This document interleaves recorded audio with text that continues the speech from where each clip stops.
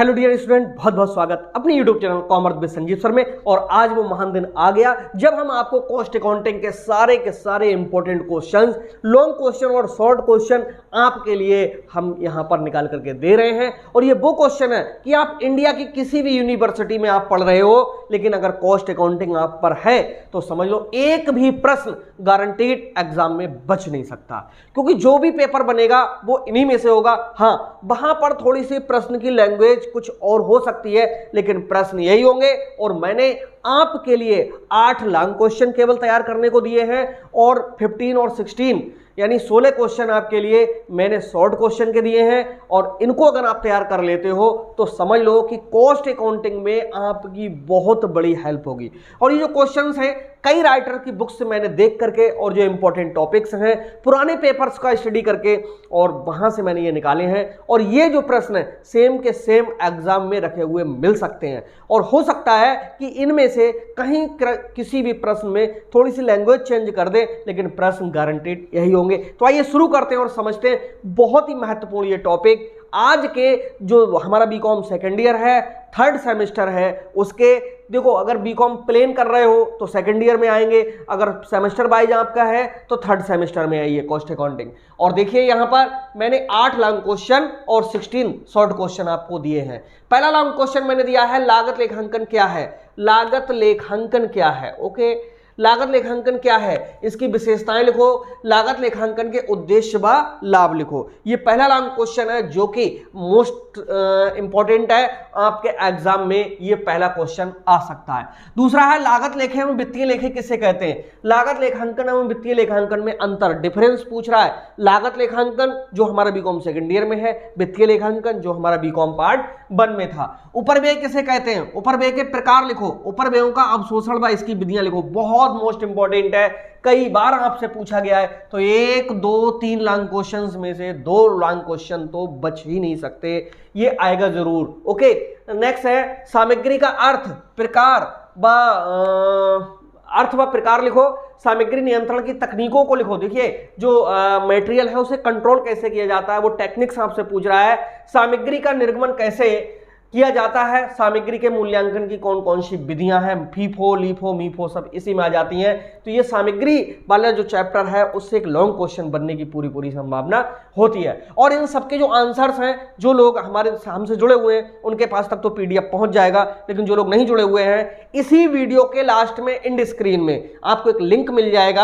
यानी वीडियो को लास्ट तक देखोगे तो लास्ट में एक लिंक आ जाएगा, उस लिंक के थ्रू सारे के सारे ये जो क्वेश्चंस हैं इनके आंसर की मैं वीडियो बना के डाल दूंगा, तो प्लेलिस्ट वहां पर मिल जाएगी। ओके, डिस्क्रिप्शन में भी इसकी प्लेलिस्ट में दे दूंगा। आगे है श्रम का अर्थ व प्रकार लिखो। श्रम किसे कहते हैं, यानी वही मजदूरों द्वारा किया गया कार्य या दी गई सेवा को हम श्रम कहते हैं। श्रम की कौन कौन सी विशेषताएं हैं, सबसे बड़ी विशेषता है श्रम नाशवान है। ठीक है, अगर एक मजदूर आज काम करने नहीं जाएगा तो आज का पूरा जो श्रम है उसका नष्ट हो जाएगा, कल वो उसके बस की बात नहीं डबल काम कर दे। श्रम पर नियंत्रण को समझाते हुए मजदूरी भुगतान की सामान्य व प्रीमियम विधियों को स्पष्ट कीजिए। प्रीमियम विधियां जो है हाल से विधि है और रोबन विधि है, ठीक है, ये बहुत ज़्यादा इंपॉर्टेंट है। और यहाँ पर अगला है मशीन घंटा दर किसे कहते हैं और इसके उद्देश्य व विशेषताएं लिखते हुए मशीन ओवर रेट का नमूना बनाइए। नमूना जो कि हमने न्यूमेरिकल्स आपके लिए पढ़ाए हैं और कुछ पढ़ा रहे हैं, चैप्टर चल रहा है तो ये उसको देखना है, मशीन ओवर रेट के लिए इंपॉर्टेंट है ये। नेक्स्ट है लागत लेखों व वित्तीय लेखों का समाधान विवरण। बहुत मोस्ट इंपॉर्टेंट है ये जो प्रश्न है, लागत लेखों एवं वित्तीय लेखों का समाधान विवरण। ये थ्योरी में ही पूछा जाता है क्योंकि इससे न्यूमेरिकल कम आता है, ठीक है। और इसे कैसे तैयार किया जाता है, दोनों में अंतर के कारण लिखो, यानी लागत लेखे और वित्तीय लेखे में अंतर क्यों आ जाता है, दोनों के अनुसार प्रॉफिट में अंतर क्यों आ जाता है, ये लिखेंगे। लागत लेखांकन में कौन कौन सी मदें नहीं लिखी जाती हैं, तो बहुत मोस्ट इंपॉर्टेंट है और यहां से आप लिख लेंगे। प्रक्रिया लागत लेखे क्या है, इन्हें कैसे तैयार किया जा सकता है, संयुक्त व्ययों का बंटवारा करते हुए उपोत्पाद के बारे में लिखिएगा। देखो ये भी बहुत इंपॉर्टेंट है। अगर बीकॉम पार्ट 1 में आपकी सही तैयारी ना हो पाई हो तो आप ज्वाइन कर लीजिएगा 9719811101, जहां से आप क्लास ज्वाइन कर सकते हो। यहाँ पर आपको पूरा थ्योरी और न्यूमेरिकल बहुत ही अच्छे से हम आपको समझाएंगे। ओके, और ये नंबर है 9719811101, ठीक है। और जो लोग ज्वाइन कर चुके हैं वो तो कर ही चुके हैं। यहाँ पर समझने के बाद आपको कहीं पर भी कोई वीडियो तक देखने की ज़रूरत नहीं होगी। सारे न्यूमेरिकल्स और थ्योरिकल विद PDF आपको यहीं से मिलेंगे। तो आइए समझाते हैं, आगे है 8 नंबर पे क्वेश्चन है हमारा। 8 नंबर पे है प्रक्रिया लागत लेखे क्या है। प्रक्रिया लागत लेखे का मतलब जब कोई प्रोडक्शन होता है कई चरणों से होकर के जाता है और इन्हें कैसे तैयार किया जाता है। संयुक्त व्ययों का बंटवारा इसमें बहुत मोस्ट इंपॉर्टेंट है। संयुक्त व्ययों का मतलब है कि कई प्रोडक्ट बन रहे हैं और उनमें कुछ खर्चे ऐसे होते हैं जो इकट्ठे ही हो जाते हैं। और उपोत्पाद के बारे में लिखिए, यानी उपोत्पाद कहते हैं बाई प्रोडक्ट के लिए। जैसे ये हम अगर शर्ट बना रहे थे तो इससे क्या होता है कि जो बचा हुआ कपड़ा है उस बचे हुए कपड़े का इस्तेमाल करके कहीं पर किसी और प्रोडक्ट को तैयार कर दें, वो उपोत्पाद कहलाएगा। उत्पाद तो था शर्ट बनाना, लेकिन साथ में उपोत्पाद का मतलब है कि कोई और चीज भी उससे मटेरियल, बचे हुए मटेरियल से तैयार हो गई। तो ये 8 क्वेश्चंस के अलावा कोई क्वेश्चन आपको देखने की जरूरत नहीं है। जिम्मेदारी हमारी, जब पेपर देकर के आओ तो जिम्मेदारी हमारी है कि सारा का सारा आपका फंसा हुआ होगा पेपर में। आगे शॉर्ट क्वेश्चंस को मैं समझाता हूं। देखो शॉर्ट क्वेश्चन में असामान्य क्षय और असामान्य बचत किसे कहते हैं और दोनों में अंतर बहुत इंपॉर्टेंट है। लागत लेखांकन की विधियों या रीतियों के नाम लिखो, ये पूछा जाता है कई बार। लागत केंद्र, लागत इकाई, लागत पत्र, इन 3 में से कोई एक पूछा जाएगा और अर्थ पूछ सकते हैं या अंतर पूछ सकते हैं, ठीक है। लागत के तत्वों के नाम लिखो। लागत के तत्व सामग्री, श्रम और व्यय, उनके लिए यहां पर पूछ रहा है। लागत अंकेक्षण के उद्देश्य व लाभ। लागत का अंकेक्षण का मतलब लागत की जांच पड़ताल करना, गहनता से जांच पड़ताल करना क्या है। बिनपत्रक, वही इशू ऑफ मटेरियल में जो सामग्री निर्मित की जाती है, जहां चढ़ाई जाती है उसी को हम बिनपत्रक कहते हैं। इसका नमूना बनाने के लिए आ जाता है। बेड विश्लेषण, EOQ, ABC विश्लेषण, इन 3 में से एक 100% रखा हुआ है। वाइटल, एसेंशियल, जो ये है डिजायरेबल, ये बहुत ज़्यादा इंपॉर्टेंट है। EOQ ये हिंदी में पुनः आदेश स्तर के नाम से आता है और बहुत मोस्ट इंपॉर्टेंट है। मैं बता दे रहा हूँ, आप लिख लीजिएगा पुनः आदेश स्तर, हिंदी में इसे कहते हैं, ठीक है। और मितव्ययी आदेश स्तर, इसे कहते हैं EOQ, ठीक।